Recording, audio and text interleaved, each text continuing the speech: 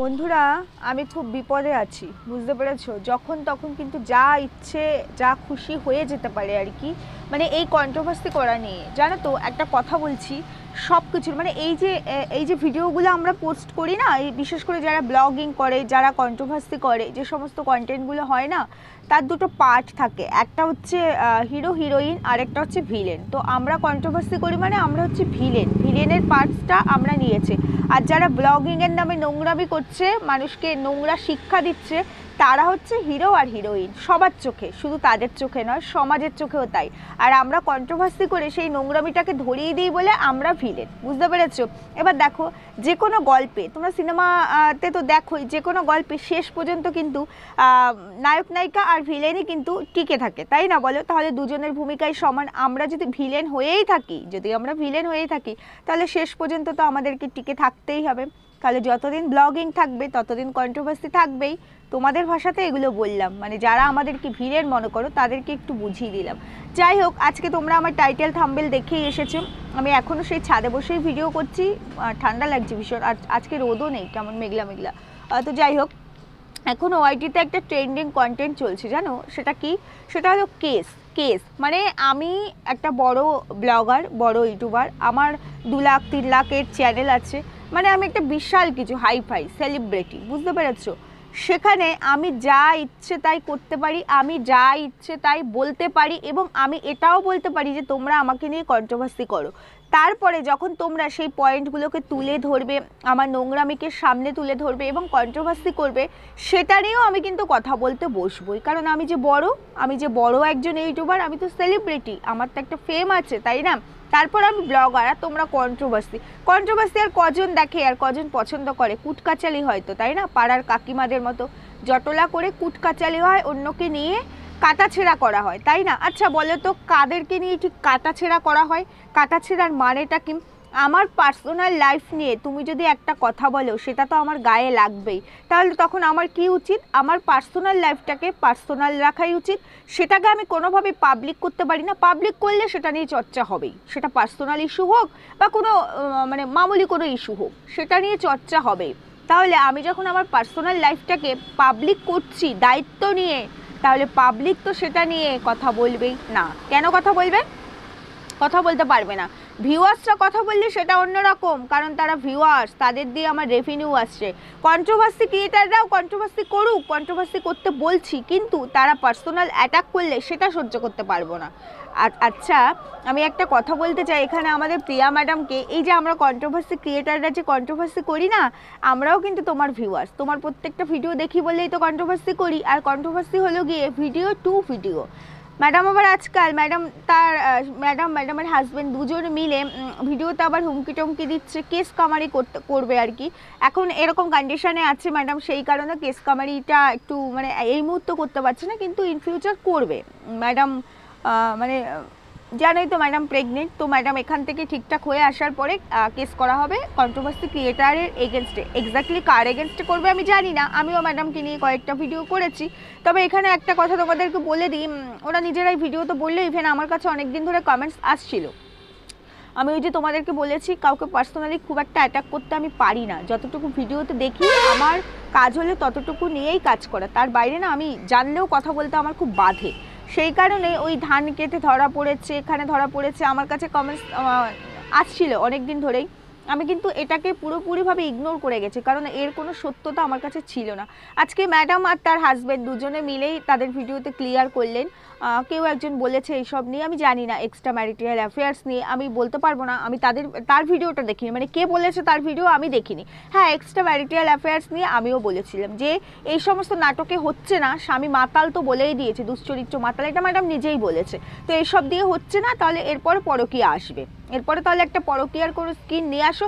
দেখো, ঠিক টাইটেল থাম্বনেলে কিন্তু সেরমই একটা চলে এসছে, দেখতে পেয়েছে তো? মানে ভবিষ্যৎবাণী না করতে পারি, ছোট হতে পারি, চ্যানেল ছোট, মানুষ ছোট, কিন্তু দূরের জিনিসটা না একটু আগে থেকে দেখতে পারি যে কি হতে পারে। দেখো, এই যে ভিডিওটা ম্যাডাম আর তার হাজব্যান্ড করেছে, এটার কোনো প্রয়োজনই ছিল না। এটা হচ্ছে একটা ক্লিক বেট খেলা, বুঝতে পেরেছো তো? টাইটেল থাম্বনেলের মধ্যে একটা ক্লিক বেট খেলা খেলে দিয়ে একটা ভিডিও পোস্ট ভিউজের জন্য, না সেরমভাবে সার্থক হতে পারেনি, সাকসেসফুল হলো না ম্যাডাম, এই প্ল্যানটাও সাকসেসফুল হলো না। আজকে ম্যাডাম আপনি আপনার হাজব্যান্ডকে নিয়ে ক্ল্যারিফাই করতে বসেছেন যে আপনার ক্যারেক্টার কতটা ভালো, বা আপনাকে নিয়ে আমরা কাটাছেড়া করছি খুব বাজেভাবে, তাহলে আপনি নিজেই তো বসে গেছিলেন ম্যাডাম নিজের ভিডিওতে স্বামীকে নিয়ে কাটাছেড়া করতে, শ্বশুরবাড়িকে নিয়ে কাটাছেড়া করতে, নিজের পার্সোনাল লাইফকে নিয়ে কাটাছেড়া করতে। তার সঙ্গে আপনি আজকে আরও একটা জিনিস অ্যাড করেছিলেন বিএমটি নিয়ে। বিএমটির কথা উঠেছিল, আপনি বললেন 12,25,000-এর মতো এরকম টাকা নাকি আপনি তুলেছেন। না, আমাদের কাছে খবর আছে এটা 40 লাখ ছিল, তারপর 25 লাখ বলেছেন, তারপরে 12 লাখ। যাই হোক, প্রমাণ যেহেতু নেই তাই জন্য ওই খবর আছে ওই অবধি বলতে হবে, তো যা রটে তার কিছু তো বটে। যাই হোক, ধরেই নিলাম আপনার কথায় 12 লাখ। 12 লাখের মধ্যে আপনি কাকে কাকে কী কী দিয়েছেন, কাকে কাকে কী কী দিয়েছেন আমি জানি না, তবে রিমির ক্ষেত্রে 3 লাখ টাকা দিয়েছেন, সেটা আমি নিজেও ভিডিওতে বলেছি, কারণ আমি সেটা রিমি রূপার চ্যানেল থেকে রূপা নিজে বলেছে, আমি শুনেছি দেখেছি, যেহেতু ওদের ভিউয়ার্স আমি দেখি, তো সেইখান থেকে দেখেছি। বাকি টাকা আপনি বললেন যে আছে আয়ুষের ক্ষেত্রে, অনেক ক্ষেত্রে হয়তো লাগতে পারে, আয়ুষ যেহেতু ট্রিটমেন্টের মধ্যেই আছে সেই জন্য কখন কি লাগে না লাগলে আমি জায়গা মতো, টাকাটা সেফ আছে জায়গা মতো দেবো। ঠিক আছে ম্যাডাম, মেনে নিলাম, সেটা নিয়ে কেউ আপনাকে ফোর্স করছেন, আপনি তুলেছেন বিএমটির নাম করে, কিন্তু আপনি বিএমটি করাননি, মিথ্যাচারিতা নিয়ে হচ্ছে কথা বলা হয়েছিল। আপনি টাকা তুলে ছেলের ট্রিটমেন্ট করছেন না, বা আপনি তো ছেলের জন্যই টাকা তুলেছেন, সেখানে সবাই এগিয়ে এসেছিল, কারণ ভালোবেসেই তো, ছেলেটা সুস্থ হবে বলেই তো এগিয়ে এসেছিল, নাহলে না আসলেই হতো, এটা আপনাকে বুঝতে হবে। এইবার আপনি যখন অন্য ওয়ে ধরে ছেলের ট্রিটমেন্ট করছেনই, নিশ্চিত আপনি গ্যারান্টেড হয়ে ট্রিটমেন্টটা করছেন যে এই ট্রিটমেন্টে আমার ছেলে সুস্থ হয়ে যাবে, বিএমটির প্রয়োজন নেই, কারণ বিএমটিতে লাইফ রিস্ক আছে। তাহলে ম্যাডাম এই কথাটা বেরিয়ে গেল কি করে, আপনি বলে ফেললেন কি করে, বলা তো যায় না, ভবিষ্যতে বিএমটিও করতে হতে পারে। বলেছি না, ম্যাডামের কোনো কিছু তো ম্যাডাম স্ট্রিক থাকতে পারে না, মানে কোনো ডিসিশনই ঠিকঠাক না, তার মানে যে ট্রিটমেন্টটা হচ্ছে তার কোনো অ্যাসুরেন্স নেই। কি বন্ধুরা, ক্লিয়ার তো? তোমরা নিশ্চয়ই ম্যাডাম আর তার হাজব্যান্ডের ক্লারিফিকেশনের ভিডিও অলরেডি দেখে নিয়েছো। আমার এই ভিডিওটা আরও আগে করা উচিত ছিল। কালকে প্রথমত আমি আটকা ছিলাম, আমি তোমাদের আগের ভিডিওতেই বলে দিয়েছি আটকা ছিলাম, আমার মেয়ে ফোনটা মানে মেয়ের প্রয়োজনে ছিল ফোনটা, আর তারপরে বৃষ্টি প্রীতমকে নিয়ে আমি এতটাই বেশি ব্যস্ত ছিলাম যে এই দিকটাতে আমি আর মানে অন্য কন্টেন্টে ঢুকতে পারছিলাম না, যার কারণে আজকে ভাবলাম জবাবটা না দিলে নিজেকে বোকা মনে হবে। আমি মা, আমার সন্তান অসুস্থ, তার মানে আমার সন্তানের ক্ষেত্রে ট্রিটমেন্টের ক্ষেত্রে কি কি প্রয়োজন আমি সবটা ডক্টরের সাথে কনসাল্ট করব, ডক্টরের অ্যাডভাইস নেব, এবং সবটা প্রপারলি ডক্টর আমাকে অ্যাসিস্ট করবেন, তাই তো? এটাই তো হয় সব ক্ষেত্রে, মা বলে কোনো কথা না, যে কোনো পেশেন্টের ক্ষেত্রে এটাই তো হয়। তাহলে আমি সবটা জেনেই বিএমটির কথা এখানে প্রচার করেছিলাম, এখানে সবাইকে বলেছিলাম যে বিএমটি করব, আঁচল পেতে ভিক্ষা চাইছি। ভুল বলছি বন্ধুরা? তারপরে বিএমটিতে লাইফ রিস্ক আছে, আমি ভগবানের দর্শন পেয়েছি, ভালো কথা। তাহলে যে ভগবানের দর্শন আমি পেয়েছি, নিশ্চয়ই বলেছি বিএমটির সাবস্টিটিউট হচ্ছে এটা, বিএমটির প্রয়োজন নেই, বিএমটির জায়গায় এটা করলেই বিএমটিতেও যেই রেজাল্ট দেবে এটাতেও সেই রেজাল্ট দেবে, সেটা জেনেই তাহলে আমি অন্য ওয়েতে ঢুকবো। বন্ধুরা ভুল বলছি, প্লিজ কারেকশন করে দিও। তাহলে পরে আমি এখানে কি করে বলতে পারি যে এই রাস্তাটাও ঠিক নয়, নাও হতে পারে, আমাকে বিএমটি করতে হতে পারে? তাহলে মিথ্যাচারিতা কে করছে ম্যাডাম? আমরা কন্ট্রোভার্সি ক্রিয়েটাররা? কন্ট্রোভার্সি কে চাইছে ম্যাডাম? পয়েন্ট কে ছুড়ে দিচ্ছে ম্যাডাম? কার কথার মধ্যে অসঙ্গতি রয়েছে ম্যাডাম? প্রশ্নটা আমি আপনাকে কি করতে পারি না? আবার আপনি বলছেন কেস করব, মানে আপনারা যা খুশি তাই করতে পারবেন, সবাইকে বোকা বানাতে পারবেন, লক্ষ লক্ষ টাকা এখান থেকে নিতে পারবেন, কিন্তু সেটা নিয়ে আমরা কথা বলতে গেলে আমাদের মুখ বন্ধ করে দেওয়ার দুটো রাস্তা, প্রথম হচ্ছে স্ট্রাইক, দ্বিতীয় হচ্ছে কেস করতে হবে। আবার স্ট্রাইক মারতে গেলে সলিড রিজন দরকার, কেস করতে গেলেও দরকার। তবে হ্যাঁ, আমার নাম নিয়ে বলছি, আমার চ্যানেলের নাম ট্যাগে রাখছে, কেস আমি করতেই পারি, তাই না? এখন হচ্ছে এটা ওয়াইটির একটা ট্রেন্ডিং, দেখবে যেদিকেই যাবে সব দিকেই একটা করে কেসের হুমকি টমকি আসছে, কোথাও ব্লগাররা দিচ্ছে, কোথাও তার উপরে কিছু মানুষকে নিয়ে এসে, নিশ্চয়ই তোমরা অনেক কিছু দেখতে পাচ্ছ, আমি আর ভাঙিয়ে বলতে চাইছি না, অনেকেই জানো সবটাই। তো এখানে কেসের একটা ষড়যন্ত্র চলছে, মানে কন্ট্রোভার্সি ক্রিয়েটারদের কোণঠাসা করার একটা ষড়যন্ত্র করছে। অথচ তোমরা দেখো এই যে কেস নিয়ে যারা লাফাচ্ছে না, তারাই কিন্তু মেন কন্ট্রোভার্সিটা করছে, তারাই কিন্তু কন্ট্রোভার্সির মধ্যে ঢুকছে। আজকে যে কথার ক্লারিফিকেশন দিতে ম্যাডাম আর তার হাজব্যান্ড বসেছেন, সেই কথার মধ্যেও দ্বিচারিতা রয়েছে, মিথ্যাচারিতা রয়েছে, ধরেই তো দিয়ে গেলাম। এর উত্তর কেউ দেবে না, এর উত্তর খুঁজতে কেউ আসবে না। তারপরেও কিছু মানুষ আছে কমেন্ট সেকশানে এসে আজে বাজে কথা লিখে দিয়ে যাবে, তাদের ক্ষমতাই হয় না যে এর উত্তরটা এদের কাছ থেকে নিয়ে আসি। তারা নাকি এত পাওয়ারফুল যে এত বড় বড় কমেন্টস করে, আমাদেরকে বলতে পারে, অথচ তাদের ক্ষমতাই হয় না এর একটা সলিড কিছু প্রুফ আমাদের সামনে তুলে ধরা, যে আমাদের গালে জুতোর বাড়িটা পড়লো না, সেটা কিন্তু এরা পারে না। এখানেই আমার আশ্চর্য লাগে। আজকে ম্যাডাম নিজেই বসে পড়েছিলেন ভিডিওতে যে তার স্বামী মাতাল, 9 বছর ধরে কিন্তু আমরা জানতাম না ম্যাডামের হাজব্যান্ড মাতাল, দুশ্চরিত্র, ম্যাডামের হাজব্যান্ডের এই গুণটা আছে। এটাকে ওপেন করেছে কে? এটাকে ওপেন করেছে ম্যাডাম, আর কে করেছে? এটাকে ওপেন করার পর বেশি দিন চালাতেও পারলো না, 5-7 দিনের মধ্যেই জিনিসটা একদম ক্লোজ হয়ে গেল, আবার হাজব্যান্ড ওয়াইফের মিল হয়ে গেল। মানে ম্যাডাম কি বোঝাতে চাইলো, 9 বছর ধরে যে অভ্যাসটা ম্যাডাম চেঞ্জ করতে পারেননি, 9 দিনে সেই অভ্যাসটা ম্যাডাম চেঞ্জ করে ফেলেছেন, এটা বোঝাতে চাইলো। মানে সবাই ঘাসে মুখ দিয়ে চলে, একমাত্র ম্যাডাম মাথা উঁচু করে চলে। এটাই বোঝাতে চাইলো। এবং এর ক্লারিফিকেশন দিতে বসে ম্যাডাম তার হাজব্যান্ডকে নিয়েও বসেছেন। ম্যাডাম অসুস্থ আমরা সবাই জানি, অসুস্থতা নিয়ে মানে অসুস্থ মিন্স প্রেগনেন্ট, অন্য কোনো অসুস্থতা তো নেই। তো সেই প্রেগনেন্সি নিয়ে কম ড্রামা কিন্তু এই ম্যাডাম করেনি। কে করেছিল এগুলো ম্যাডাম? কে করেছিল? আমার পার্সোনাল লাইফ আমি তো পার্সোনাল রাখবো, আপনি কি রেখেছেন ম্যাডাম? আপনার পার্সোনাল লাইফটাকে আমি সব সময় পাবলিক করার চেষ্টা করেন। এই হাজব্যান্ডকে নিয়েই আপনি এসেছিলেন এই ফ্ল্যাটে, এবং আপনি কি বললেন? আপনি কি বললেন যে না আমি সিঙ্গেল মাদার, বড় বড় করে টাইটেল থাম্বনেলের মধ্যে দিলেন আমি সিঙ্গেল মাদার, অথচ হাজব্যান্ডের সঙ্গে এসেছেন। সিঙ্গেল মাদারটা সরিয়ে দিলেই হতো না? কন্ট্রোভার্সি চাইতো। এবার যখন কন্ট্রোভার্সি করলাম তখন কত ক্লারিফিকেশন, তারপরে নাকি কেস করবো, কেন এটা বলা হচ্ছে, এগুলো তো আপনারাই তুলে ধরছেন। এবার আপনারা ভিডিওতে তুলে ধরলে এটা নিয়ে চর্চা হবেই, সবাই চর্চা করবে। যে ভিডিওটাতে আপনি ক্লারিফিকেশন দিতে বসেছেন নিজেদের হয়ে, সেই ভিডিওর কমেন্ট সেকশন চেক করা হয়েছে ম্যাডাম? না করা হয়ে থাকলে কাইন্ডলি করে দেবেন। দেখুন তো কমেন্ট সেকশানে আপনার ভালোবাসার ভিউয়ার্সরা আপনার জন্য কি কি কমেন্টস রেখে গেছে, কি কি অ্যান্সার তুলে দিয়ে গেছে, আমি তো চেক করে এসেছি। লজ্জা করছে না এরপরেও মুখ ফুলিয়ে নাকি এখানে ভিডিও করছেন, আবার বলছেন অনেকটা টাকা এই মাসে আমাদের তো প্রচুর খরচা হয়ে গেছে, অনেক কিছু তো, হ্যাঁ সংসার জীবনে তো খরচা হবেই, তাই জন্য আমাদের পিকনিকের প্ল্যান ছিল সেটাও ক্যান্সেল করে দিতে হয়েছে। ম্যাডাম এটা কাকে বোঝালো? পিকনিকের প্ল্যান ক্যান্সেল করে দিতে হয়েছে কারণ সেখানে কিছু টাকা তো পিকনিক করতে গেলে টাকা দিতে হয়, সেই টাকাটাও এখন অনেক বেশি মানে মনে হচ্ছে, মানে টাকার এখন সেভ করতে হবে। আয়ুষের ট্রিটমেন্ট, আয়ুষের মেডিসিন দিতে হবে, ট্রিটমেন্টে প্রচুর খরচা, সবটাই তো অনেক আগে থেকেই চলছিল। তাহলে আমি যদি এখানে প্রশ্ন তুলে দিই 4 BHK কি প্রয়োজন ছিল? একটা 4 BHK ফ্ল্যাটের রেন্ট আর একটা 2 BHK ফ্ল্যাটের রেন্টের মধ্যে আকাশ পাতাল তফাৎ। একটাই যদি 2 টাকা হয় আর একটায় 4 টাকা হবে, তাহলে আমি আননেসেসারি 2 টাকা কেন ফেলবো? প্রয়োজন তো ছিল না। না, বিলাসিতা দেখাতে হবে। তাহলে বিলাসিতা যখন দেখাচ্ছেন ম্যাডাম দায়িত্ব নিয়ে, নিশ্চয়ই সেই বিলাসিতা মেনটেন করার ক্যাপাসিটি আপনার আছে, সেই কারণেই বিলাসিতাটা দেখাচ্ছিলেন।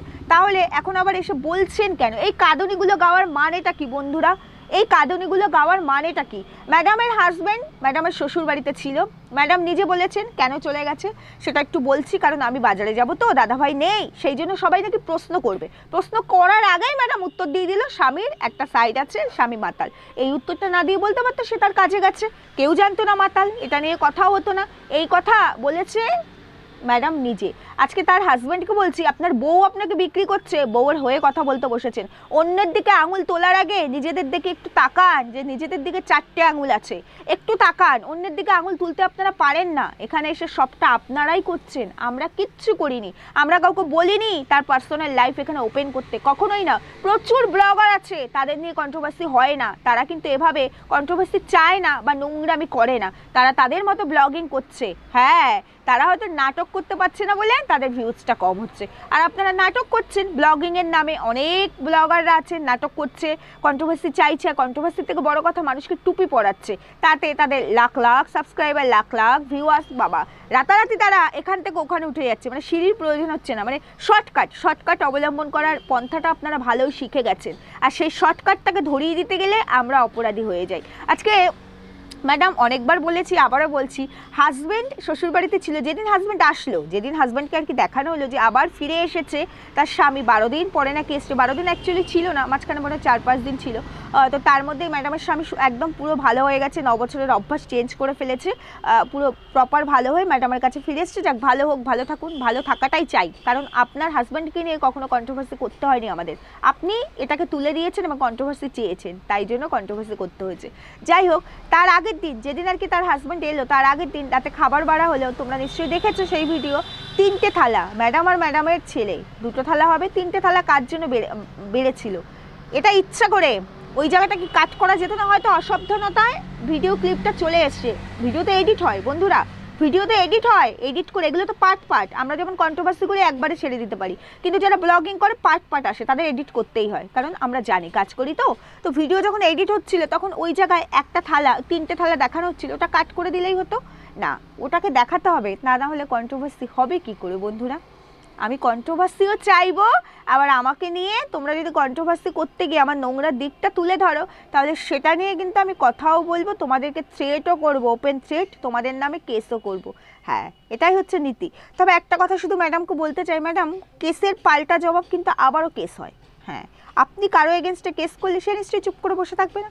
হতে পারে আপনি অনেক বড় ইউটিউবার, আপনি লক্ষ লক্ষ টাকা আর্ন করেন, আমরা ছোট্টখাট্টো, আমাদের শয়েও ইনকাম হয় না, আমাদের ডলার তো আসেই না, সেন্স হিসাবে ঢোকে, হতে পারে ছোট, তাই বলে এটা ভাববেন না যে কেউ অপমান করলে তার উত্তর দিতে পারি না। হ্যাঁ, বুঝতে পেরেছেন? তাহলে কেস করলে কেসের উল্টো কিন্তু আবার কেস হবে, তখন আমার যেমন নিজেকে প্রুভ করতে হবে, বা আপনি, আমি বলছি না আপনি আমাকেই বলেছেন, যাকেই বলেছেন, আমি জাস্ট একটা এক্সাম্পল দিয়ে বলছি, তার যেমন নিজেকে প্রুভ করতে হবে ঠিক তেমনি আপনাকেও প্রুভ করতে হবে কতটা সত্যতা আপনি আপনার ভিডিওতে দেখিয়েছেন। তাই যদি কন্ট্রোভার্সি না চান আর যদি মনে করেন পার্সোনাল লাইফকে নিয়ে কাটাছেড়া হচ্ছে, পার্সোনাল লাইফটাকে দয়া করে, বহুবার বলেছি আবারও বলছি, ওপেন করবেন না, পাবলিক করবেন না। সমস্ত কিছু দিয়ে ব্যবসা হয় না, পার্সোনাল লাইফকে দিয়ে ব্যবসা করতে চাইলে তাহলে চর্চা হবেই। যদি আপনি সেট করেই থাকেন বা আপনি বা আপনারা পার্সোনাল লাইফ বিক্রি করেই ব্যবসা করবেন তাহলে এটা নিয়ে চর্চা কোনোদিনও থামবে না, পারবেন না, হুমকি দিও না, টমকি দিও না, কেস করেও না, এটুকুই বলার ছিল। যাই হোক বন্ধুরা, ছোট্ট একটা ভিডিও করলাম, ইন্ট্রো দিইনি, সবাই আমার সাথে থেকো, পাশে থেকো। ভিডিওতে কথা বলতে গিয়ে না ইন্ট্রোর কথা ভুলেই যাই, মনেই থাকে না। যাই হোক, সবাই সাথে থেকো, পাশে থেকো, আমার চ্যানেলটিকে সাবস্ক্রাইব করো, লাইক কমেন্ট শেয়ার করো, আমার পাশে থেকো। আর আমি ভুল বললাম কিনা কাইন্ডলি একটু কমেন্ট বক্স খোলা আছে, জানিয়ে যেও। সুস্থ থেকো, ভালো থেকো, দেখা হবে একটা নতুন ভিডিওর সঙ্গে। টাটা।